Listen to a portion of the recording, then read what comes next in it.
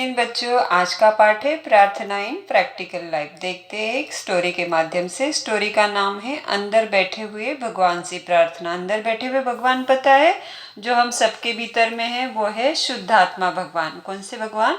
आत्मा भगवान। तो उनसे कैसे प्रार्थना करते? तो देखो, दीप नाम का एक लड़का है, वो कुछ सोच रहा है। सोचते सोचते एकदम से उसे रात में क्या हो गया, डर लगा, तो जोर से चिल्लाया। तो पापा ने पूछा कि क्या हुआ, क्यों चिल्ला रहे हो? तो उसने कहा कि मुझे क्या लग रहा है, डर लग रहा है। तो पापा के कौन सा डर? तो उसने कहा कि मेरे क्लास के दो लड़के हैं, लड़कों का नाम है पुनीत और साकेत। पुनीत और साकेत मेरा मजाक उड़ाते हैं और टीचर से शिकायत की तो मुझे धमकी भी देते हैं कि कहा कि देख लेंगे। अब इसलिए मुझे डर लग रहा है। तो देखो, पापा ने उसे बहुत अच्छे से समझाया कि पुनीत, हम कई बार दूसरों को दुख दे देते हैं, इसलिए हमें क्या मिलता है, दुख मिलता है। तो अगर आपको उन्हें सुधारना है तो एक ही रास्ता है, उनके लिए क्या करना, प्रार्थना करना। अब ये सोचता है, क्या पापा गुंडों के लिए भी प्रार्थना करते हैं?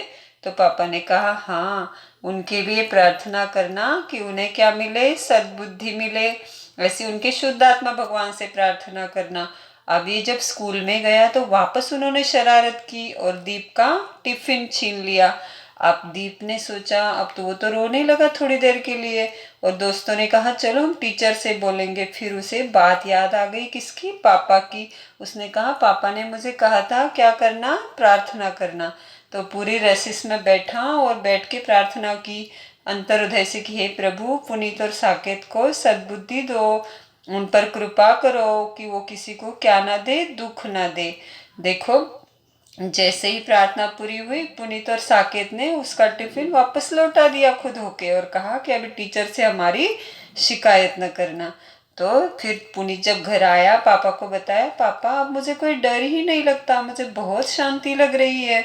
तो उसने कहा हाँ, प्रार्थना में ऐसी शक्ति होती है, तो तुम अपने लिए भी प्रार्थना करो कि हे भगवान, मुझे शक्ति दो कि मेरे मन वचन काया से किसी को दुख न हो। तो क्या हम भगवान से क्या शक्ति मांगेंगे? कि मेरे मन वचन काया से किसी को भी क्या ना हो, दुख न हो, क्योंकि हम दुख नहीं देंगे तो हमें भी दुख नहीं मिलेगा। तो फिर अब दूसरे दिन क्या हुआ पता है? दूसरे दिन जब वो गया स्कूल में तो उसका टिफिन घर पे रह गया। तो ये दोनों जो दोस्त थे वो बड़े प्रेम से आए और कहा चलो आज आप मैं हमारे साथ टिफिन खा लो। और उस दिन से वो बड़े खुशी से दोस्ती से रहने लगे। तो देखा प्रार्थना का परिणाम। तो ऐसे है, कभी कोई हमारे लिए गलत भी जाए तो उसके लिए क्या नहीं करना, बुरी भावना नहीं करना, बुरी भावना के बदले उनके लिए प्रार्थना करना। देखिए क्या प्रार्थना करना, इस पर कृपा कीजिए, मुझे और जगत को सद्बुद्धि दीजिए। क्या सबको, उन्हें भी मिले और हमें भी सद्बुद्धि मिले, उनको हमें सद्बुद्धि दीजिए और जगत का कल्याण कीजिए। क्या इन पर कृपा कीजिए, मुझे और जगत को सद्बुद्धि दीजिए और जगत का कल्याण कीजिए। ये आपके लिए आज का होमवर्क है। आप कोई भी गलत भी लगे, आपको कुछ भी हो जाए तो भी आप क्या प्रार्थना करोगे, किसी के लिए भी बुरा भाव नहीं लाओगे और ये प्रार्थना करोगे। ये आज का होमवर्क है। तो ऐसी एक सुंदर सी प्रार्थना भावना हम कितने दिनों से कर रहे हैं। उसका लास्ट स्टांजा आज हम देख रहे हैं कि फैले प्रेम परस्पर जग में, मोह दूर पर रहा करे।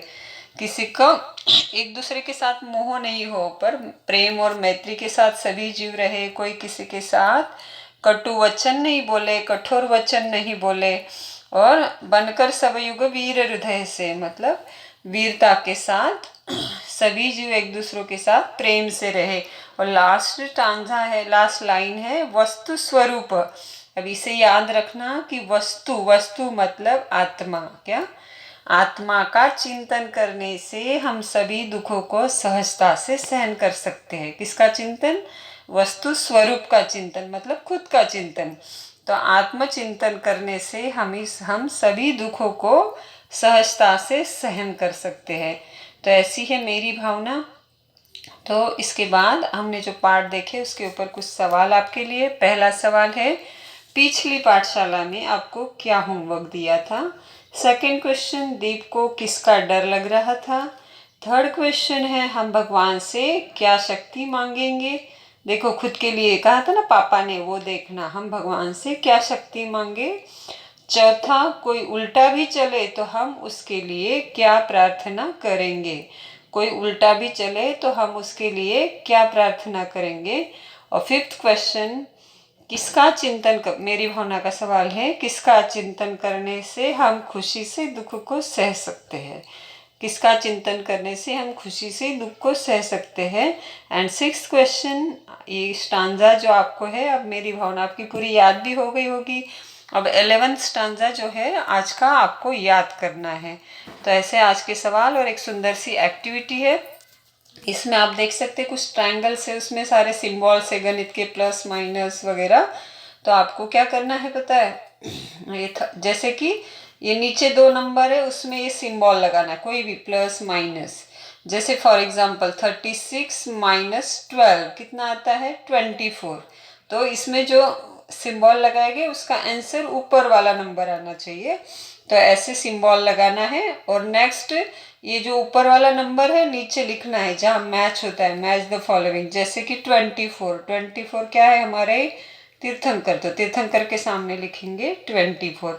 ऐसा पूरे सारे ट्रायंगल का आपको पूरा करना है। ऐसी आज की एक्टिविटी।